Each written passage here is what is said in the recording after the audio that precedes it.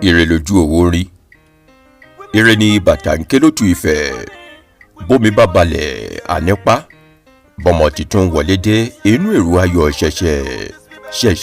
ṣẹ̀ṣẹ̀ báyìí ńlọmọdé ń yọ̀ mẹ́yẹ o, àti ṣẹ́rẹ́ àti rèlé ẹrẹ́nà igbe ẹ̀bìbí ọ̀kúdù lóṣù àgẹmọ oṣù ògún ọ̀wẹ̀rẹ̀ ọ̀wàwà bélú ni o títí tó fi dóṣù ọ̀pẹ nínú ọdún 2019 lẹ́yìn ikú olúwa wa.